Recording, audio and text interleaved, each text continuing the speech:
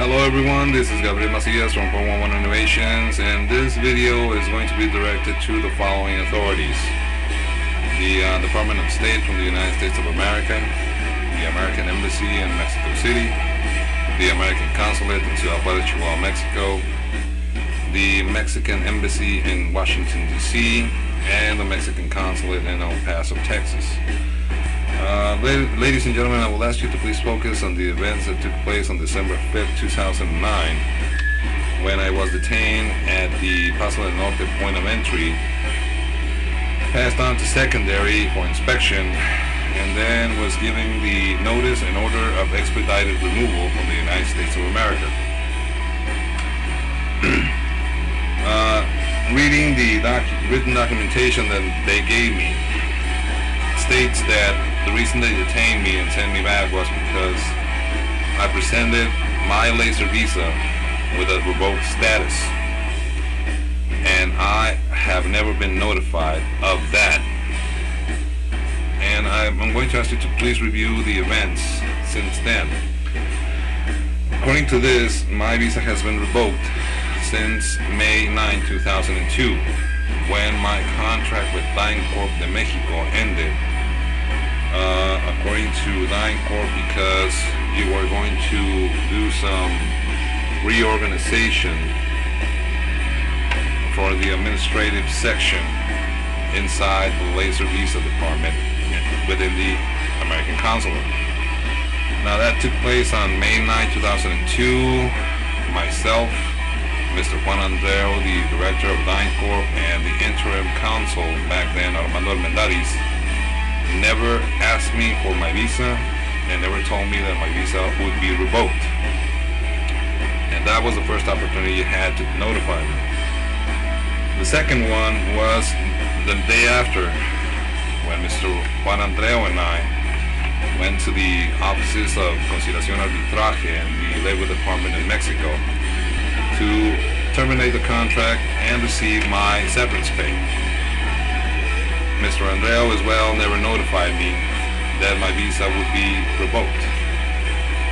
And the third opportunity he had to notify me was when the officer Becerril from the American Embassy in Mexico City called me in on June 19, 2003 to present the evidence I had against the consulate regarding fraud and corruption inside and out the American Consulate.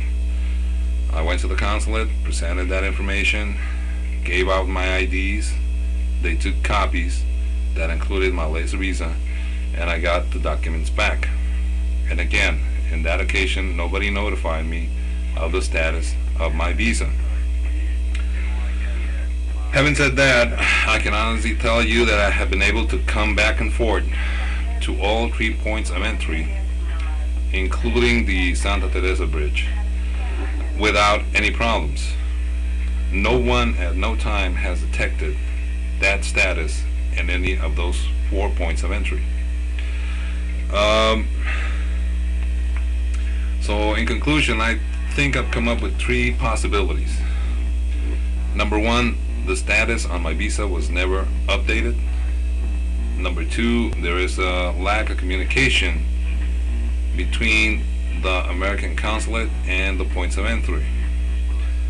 Or number 3, and I hope and pray I'm wrong with this, somebody intentionally, deliberately, and maliciously played around with the status on my visa till this date, December 5th, 2009.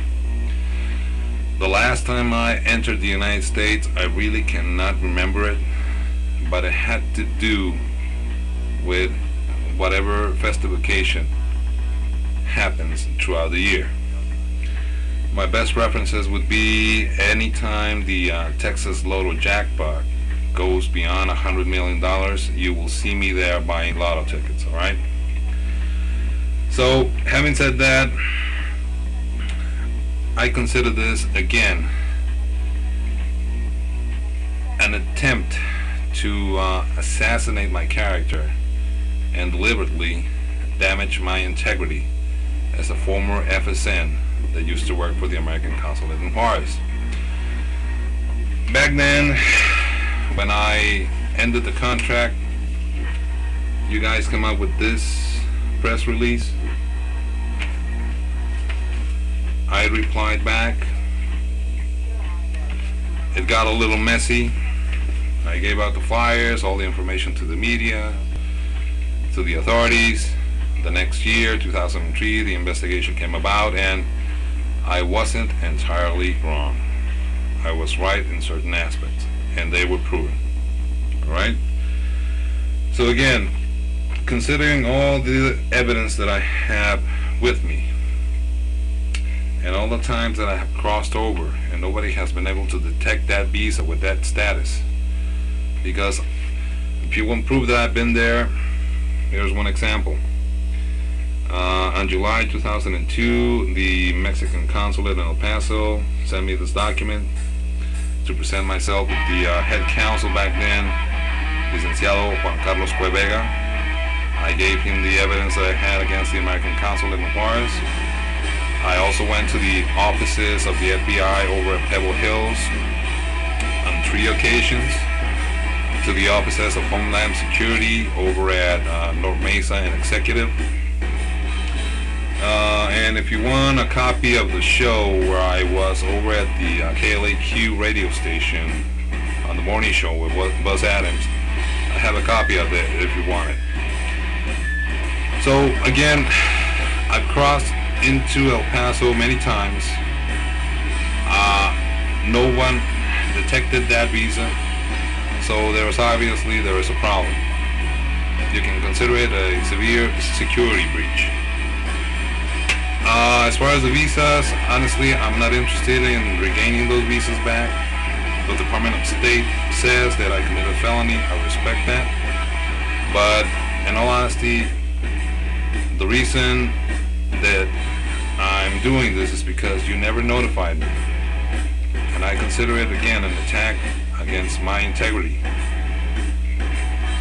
and I need to investigate this further, because if I'm right and somebody did play with the status on my visa, you could have avoided all this by telling me, and I would have returned the visa to you, no questions asked.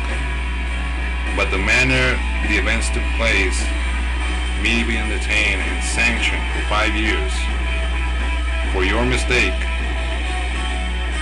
that's really, really not fair.